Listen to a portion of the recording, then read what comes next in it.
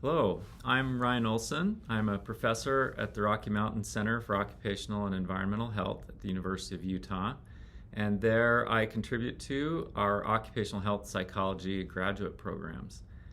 I'm really happy to be joining you today to talk about prevention in the workplace and specifically about total worker health approaches to advancing employee safety, health, and well-being.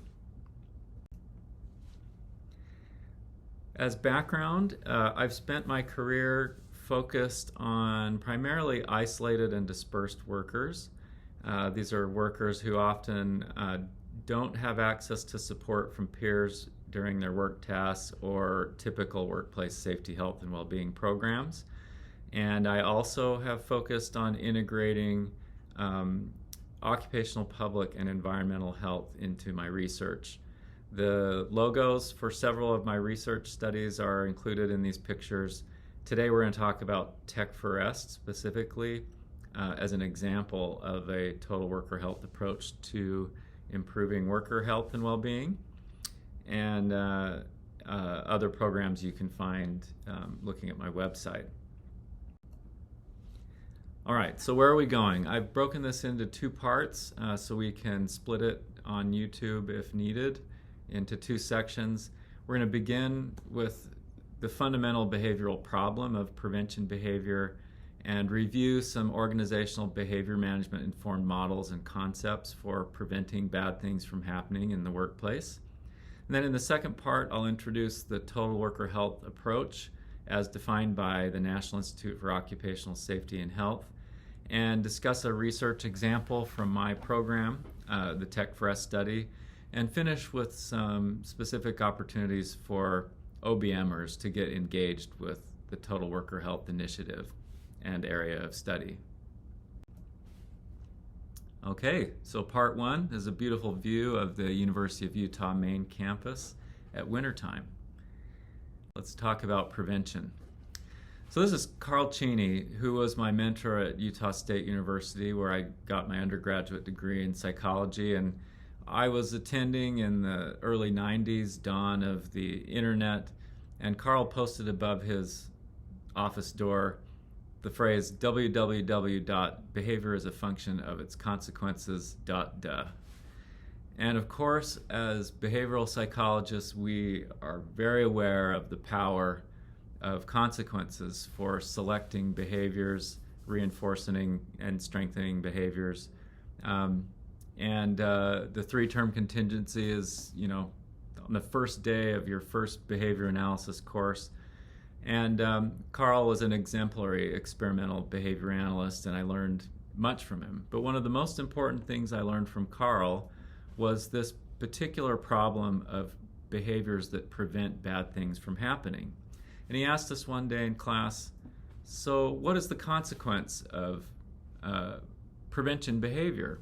And that consequence is that nothing happens. Nothing bad happens. There is no functional reinforcer for prevention behavior except what we potentially provide socially through our workplaces, families, communities. So this is a fundamental problem that prevention behavior is going to be weak, and it is going to struggle relative to alternative behaviors. The way I've come to talk about the amelioration bias or short-term maximizing and delayed discounting with general audiences over the years is discussing them as motivational traps for risky behavior. So these are behaviors that are the opposite of prevention or health promoting or safety promoting behaviors. And the first trap is what I call the payoff trap, and this is just that many at-risk behaviors result in consequences of things tasting good, feeling good, saving time, social reinforcement. The gamble trap is simply that bad things just don't happen that often, even if you're engaged in the risky behavior. The picture here is a worker taking a safety gamble, standing on the top rail of a railing a couple of stories above the ground. Smoking is another good example. Smoking is known to cause lung cancer, but only 10 to 20% of all smokers will develop cancer in their lifetime. The sneaky trap is mostly and perfectly applicable to chronic diseases which develop slowly in many small, gradual, imperceptible steps, such as obesity. Effort is a tremendous behavior killer. Exercise is more effortful than sitting on the couch. Accessing, putting on personal protective equipment is more effortful than doing without, and so on. And then lastly, the macho trap is that we really don't want to look weak, and we would like to look tough when working with our peers. And I actually coined the phrase for this trap after talking with a home care worker who was in her 70s. And she said that she was asked by her daughter to help move a couch. And her grandson was there, and she struggled with back pain. But she didn't want to look weak to her grandson and daughter, and so she went ahead and helped lift the couch. Anyway, she knew it was a gamble, but this was also just one of those macho traps. She just did not want to look weak in front of her daughter, even though she knew it was a risky thing to do. All right. For those of you who don't know Dale Brethauer, who has since I knew him, passed away. Dale spent many years at Western Michigan University as a professor in the industrial organizational and behavior analysis programs. Dale wrote the basic principles of science relevant to bridge building are quite simple, but building the Golden Gate Bridge was not simple at all. You may not be aware, but the Golden Gate Bridge is also one of the early industrial U.S. examples of the installation of safety protections. Unfortunately, after workers had fallen into the bay and been injured or killed, netting was installed under the bridge. But this quote is about physics, and we're going to think about it in relation to behavior. So Dale further wrote, if we ignore the basic principles of behavior, we will encounter frequent practical difficulties. If we try to apply the principles, we will also encounter frequent practical difficulties. The difference is that knowing the principles, our errors will be more systematic, more correctable, and more informative than if we are not aware of the basic principles. So the take-home is, just like building a bridge, changing organizational behavior, preventing bad things from happening is difficult. We are going to do better, though, at solving those difficult problems if we know the basic principles. So here are a few. What are our prevention levers? In the workplace and in life, we basically have the environment to deal with and the person. And this little simple equation came from a book by Thomas Gilbert. Behavior is a function of the interaction between the person and the environment. And so this means if we want to intervene, we can change the environment. Behaviorists know the power of the environment. We can work on changing people, or we can work on improving the fit between people and their environment. So looking a little bit more complex, in a related model, Tom Gilbert proposed merging the three-term contingency with this simple equation and looking at factors before, during, and after behavior that may influence behavior's occurrence in the future or its success, and looking at opportunities in both the environment and person levels. And this is the behavior engineering model, and it creates opportunities for us to look at ways to change the environment to facilitate behavior in terms of antecedents, also the person. What does the person need during the behavior or to get the behavior done, and then consequences to manipulate.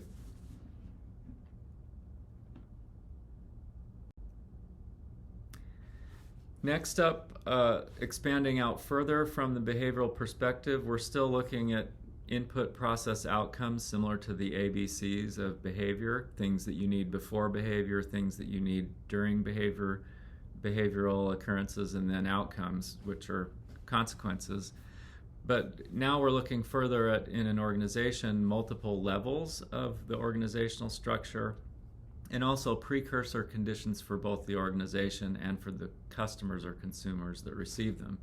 This is one example of many systems analysis tools that can help us think about the complexity of organizations and what are the levers we can change in order to generate more prevention behavior, fewer injuries, more health, and greater employee well-being. Now, taking a perspective outside of behavior analysis, systems analysis, this is a modified version of the hierarchy of safety controls from NIOSH. This is adapted for total worker health, which we'll talk about in part 2 of this presentation. But this prioritizes interventions based on their importance and their effectiveness. So if there is a workplace hazard to health, say workplace factors that encourage weight gain, long work hours, prolonged sitting, poor access to healthy foods, and so on, the most effective intervention is to eliminate those hazards or substitute or reduce them, shorten work hours, create opportunities for physical activity breaks, improve food and eating options, for example. And we work our way down the hierarchy to the behavioral psychologist's wheelhouse, which is redesigning, educating, and encouraging. In other words, modifying, changing, facilitating prevention behaviors. This hierarchy is important because it keeps our focus on what are the most powerful, important things we can do in the workplace to protect workers and advance their safety, health, and well-being. My colleague Tom Cunningham, who wrote a paper with me focused on total worker health, proposed that you can think about the hierarchy also in terms of leader decision-making or leader behaviors.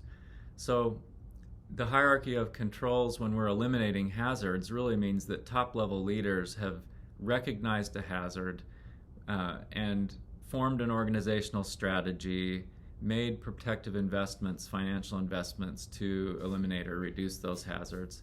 And then working downward through the hierarchy, there are other levels of leadership involved, but it's still human behavior, and it's still able to be impacted by the tools in our toolboxes as organizational behavior management specialists. Further thinking of prioritizing the levers we're pulling on, I've found this equation to be really helpful for thinking through particular situations and prioritizing what we do.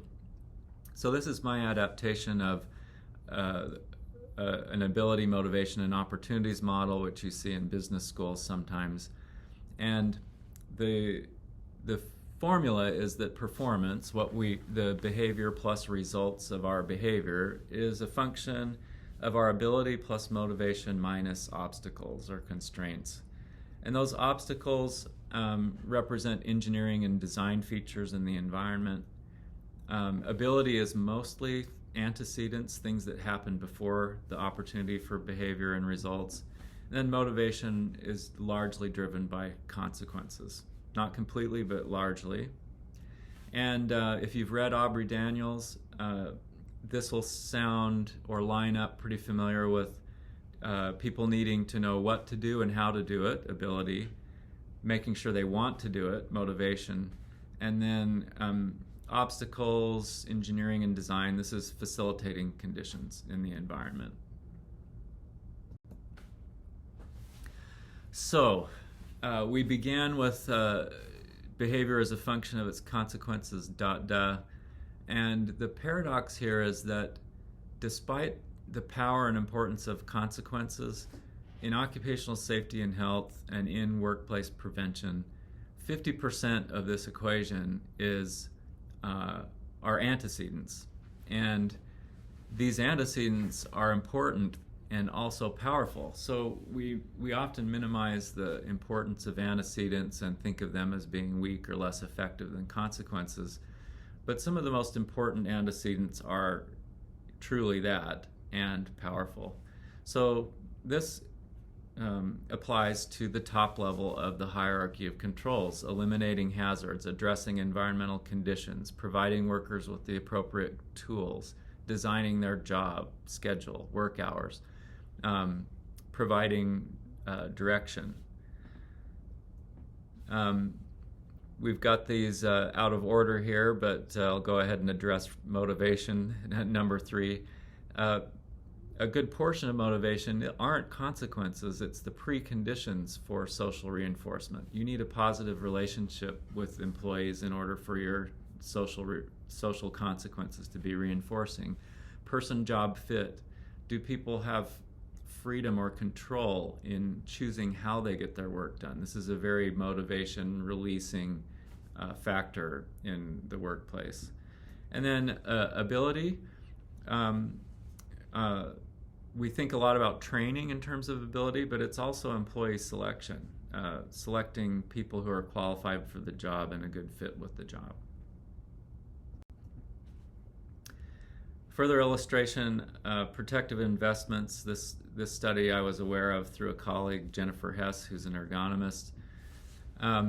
This amount of money was invested at a long-term care company at a couple of work sites in patient lifting equipment.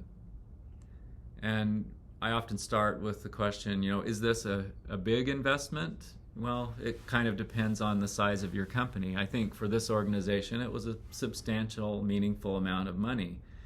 So this is a picture of some examples of nursing, lifting assist, lifting equipment. So the question is, what was the return on investment for that financial commitment, equipment commitment? And there was a $55,000 per year in workers' compensation costs, so fewer injuries. So that's fantastic over the first 3 years of the project. But from a total worker health perspective, expanding beyond injuries, there was a 72% reduction in assaults to caregivers in the first year, 50% in the third year, and 30% further in the third year. So in addition to the injury prevention savings, interpersonal interactions were better between patients and nurses and assistants after this protective investment. So huge returns on an antecedent preventive intervention. Additional critical antecedents include the following: protective job design and limits. This includes shift work design, work hours, the physical environment, new employee onboarding, relationships and trust. Do we do what we say we're going to do? Choice, control, freedom. Are we being directive, or are we asking people, giving them choice? And social influence, social psychology, social influence tactics are important and powerful.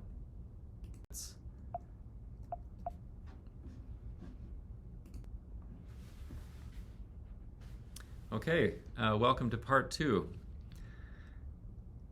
Part 2 is focused on the area of total worker health initiative, or total worker health approaches as defined by NIOSH. And we'll get into a specific example from my research program.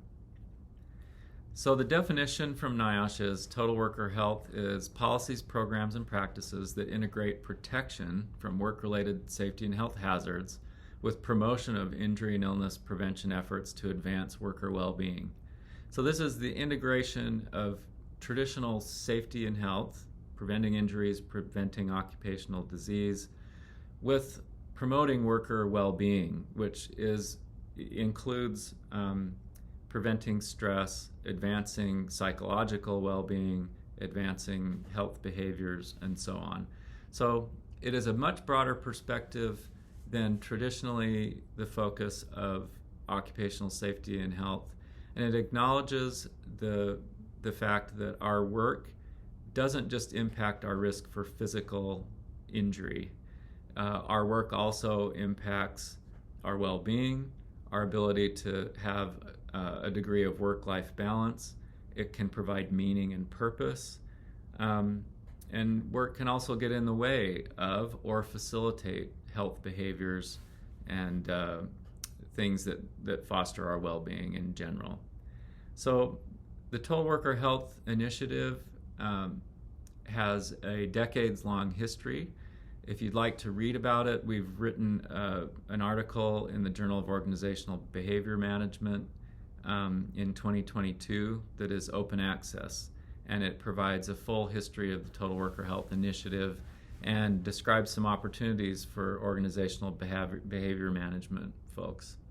But I'll just share in brief that a major driver of the development of the Total Worker Health Initiative was research and discoveries related to the association between workplace stress and poor health outcomes, including cardiovascular disease.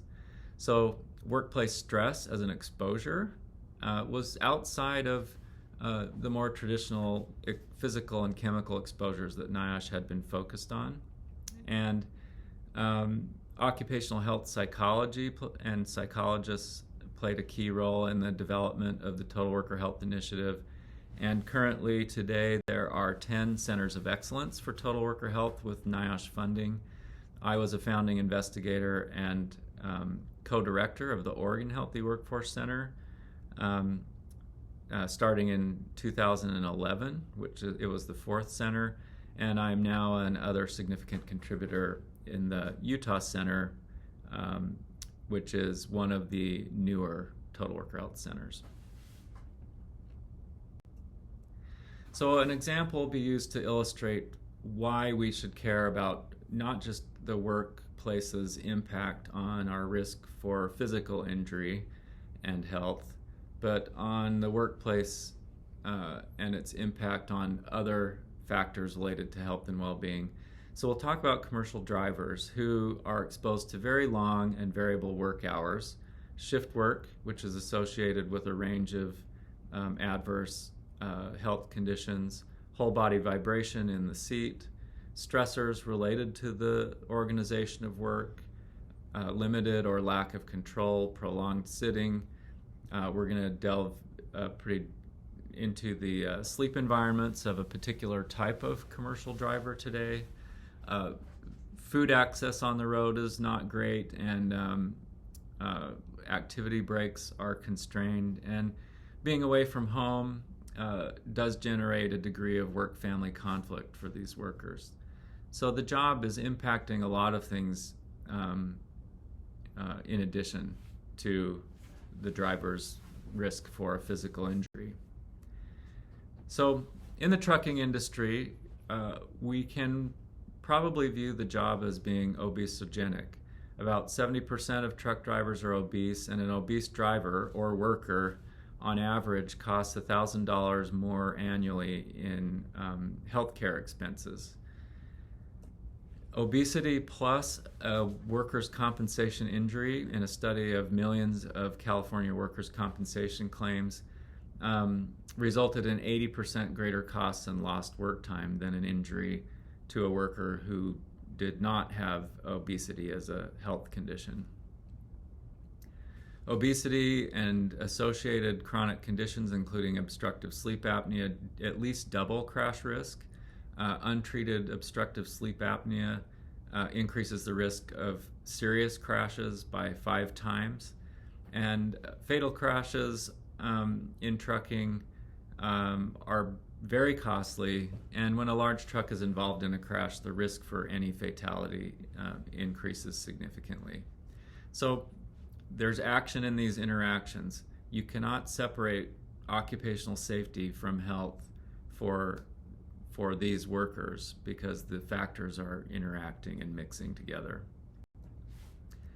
Further, injuries in the trucking industry are elevated relative to all industry averages. These are data from the state of Washington. the take-home point is that injuries are elevated, obesity is elevated, so these costs are happening due to the interaction of health with safety. In our own research with commercial drivers, these are long-haul drivers in the shift randomized trial. These are percentages of drivers meeting health behavioral criteria. So about half met the criteria for 7 or more hours of self-reported sleep duration. About 60% had a sleep quality index that was indicative of sleep problems, potentially clinical sleep problems.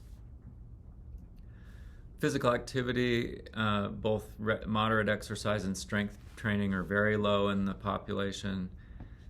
Fruit and veggie servings per day are very low, and the drivers do a little better at avoiding fat and sugar in their diets, but still none are really scoring in the top 25%, or what would be a green area in this study-specific analysis.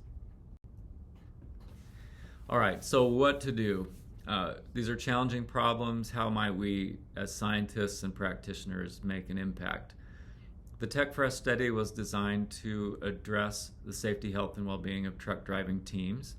These are workers who work in pairs. One employee drives while the other partner sleeps in a moving vehicle in the sleeper berth. And this is a particularly challenging work arrangement.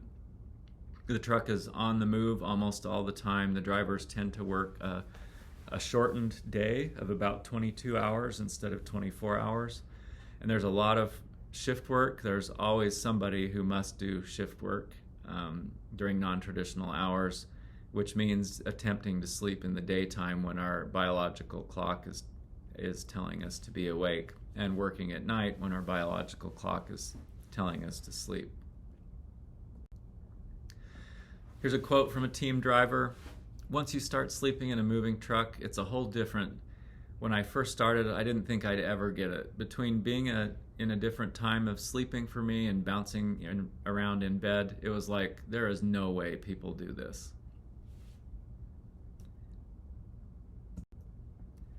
This is an actigram from a wrist-worn actigraph worn by a team driver. The light blue periods are attempted sleep periods or rest intervals. The black represents physical activity, movements of the wrist.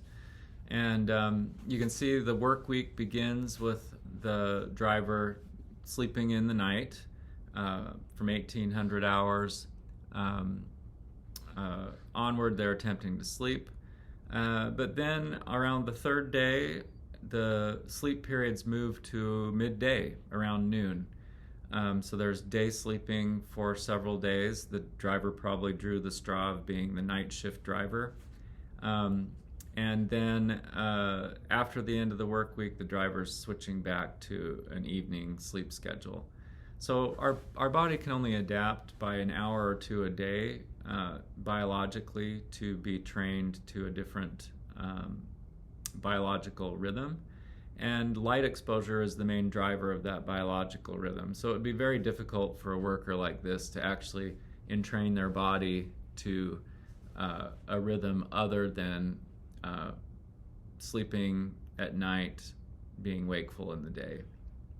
So this has health impacts on drivers.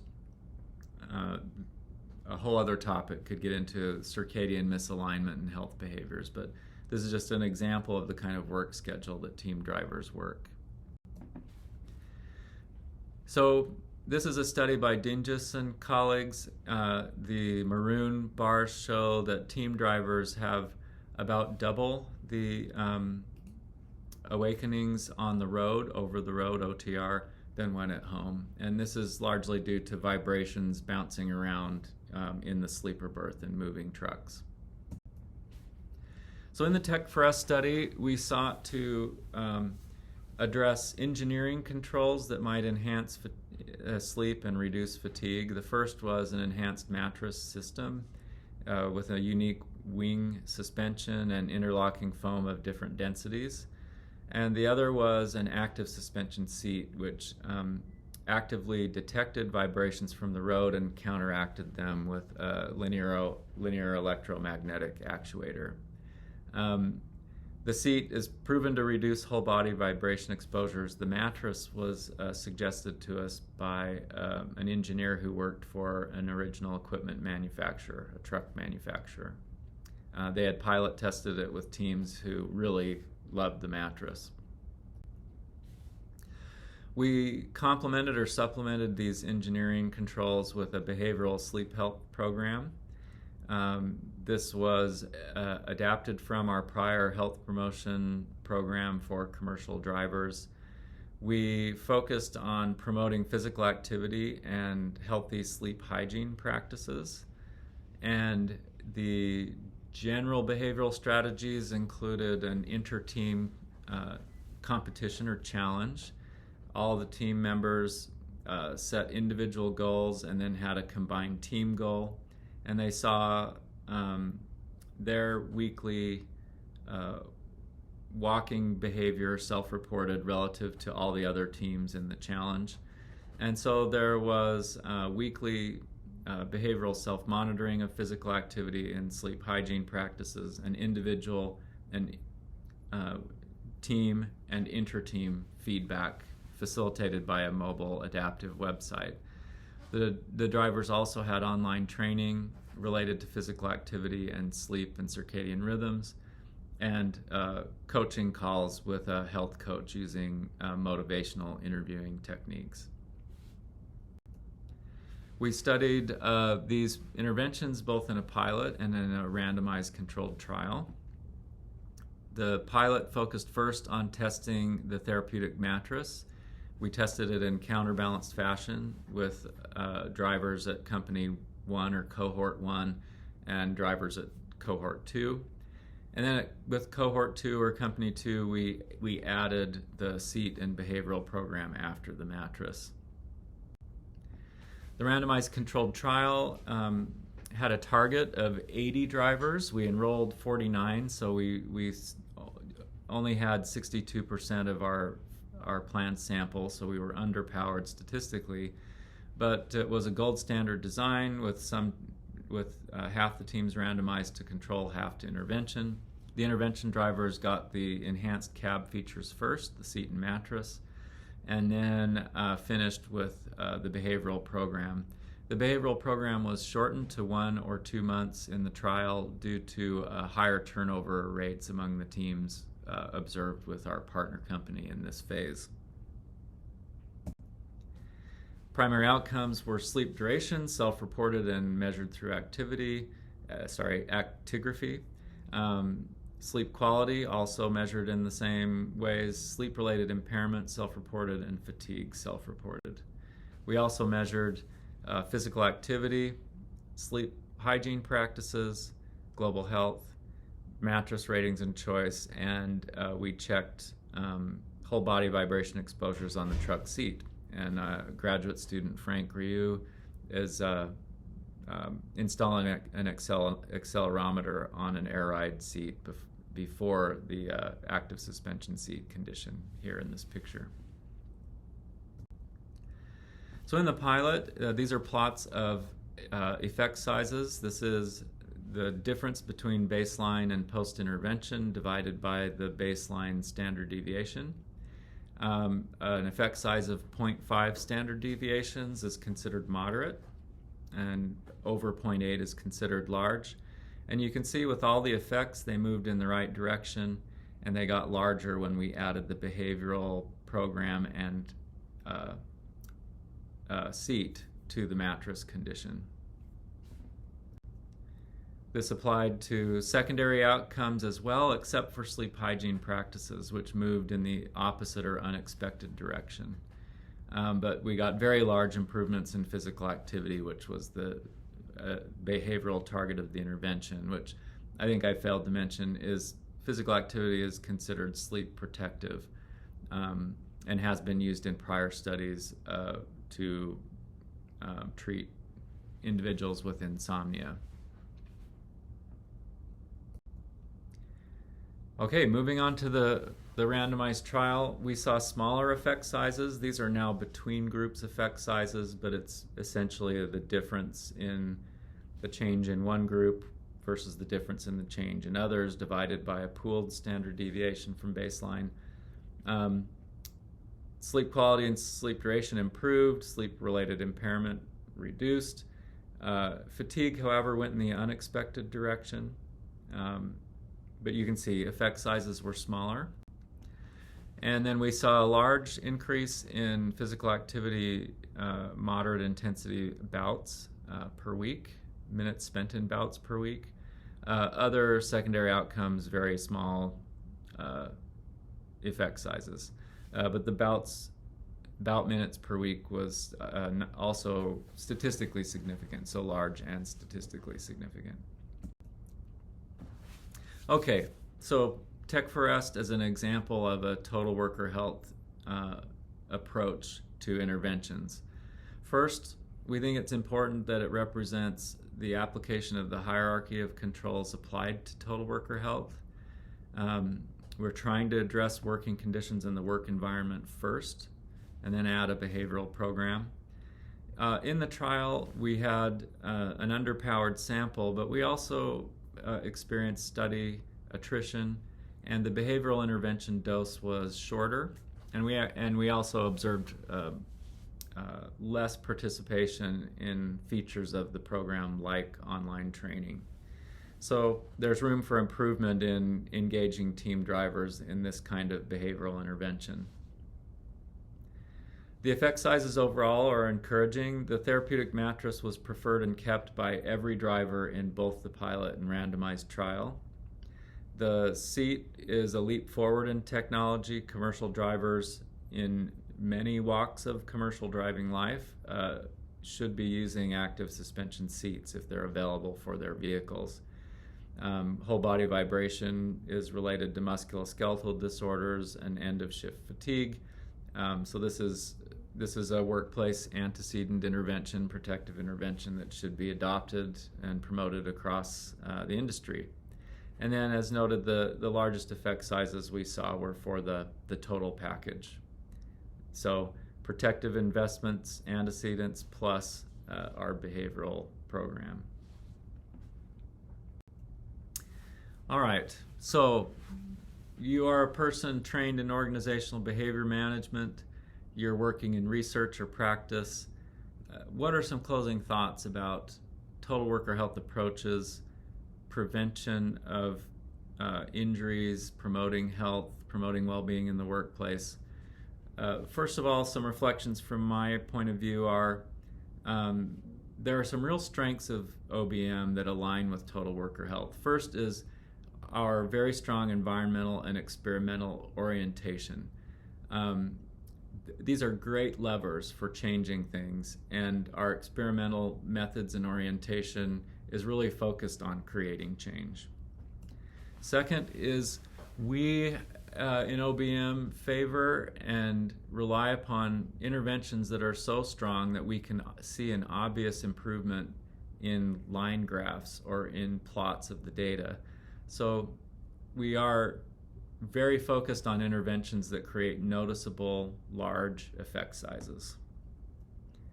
We also have a reciprocal, deterministic, interactive perspective. Total worker health also has a very interactive perspective on how the workplace and our personal lives interact to result in our health status. And then finally, the OBM community has a strong organizational systems analysis foundation and process analysis foundation. And these are also powerful, high priority levers for change because they're antecedent conditions for safety, health, and well-being. Further closing thoughts, these are areas in the paper I mentioned that we published in JOEM in 2022. These are areas that we see as opportunities for OBMers in the area of total worker health. And you can see also I'm going to do a little self-promoting. I also think an opportunity has come to the Rocky Mountain Center to study occupational health psychology with us. Okay, but transferring to the opportunities we outlined in our paper, plus one or two. Leadership-focused interventions. Rather than just studying frontline workers and line managers, OBMers, and there's some great research, behavioral research in the literature focused on leadership, but we need more of this because leaders are making decisions related to the most powerful interventions in the hierarchy of controls. Next, if you study performance or safety, or if you're a practitioner improving performance or safety, integrate or address health and well-being into your more traditional performance and safety projects. That could be as simple as just measuring health and well-being in addition to what else you're measuring. The next is applying systems, process, and job design interventions to advance total worker health, again, utilizing some OBM strengths. And another area is a huge opportunity. Clinical behavior analysis has been booming in past decades. There are many, many clinical behavior analysis organizations with workers who are doing very demanding, stressful work, often on their own. And so their safety, health, and well-being can be the focus of OBM research and practice. And finally is extending ourselves to topics that maybe are not so traditionally the focus of OBM research. And this includes sleep, stress, and health behaviors. So before moving on to my acknowledgments, I'll just say it's been my pleasure to be invited to provide this talk. And I hope that some of you listening will join in and get engaged with the area of total worker health. It's a super rewarding area of research and practice with so much to discover and so much good work to be done. And I know that people with OBM backgrounds can make huge impacts in this area. So as we finish up and before I stop my recording, I just want to list some sources of funding, co-investigators, staff, students, and others who've contributed to some of the work I talked about and presented. And thank you very much for your time and wish you all the best. Thank you very much.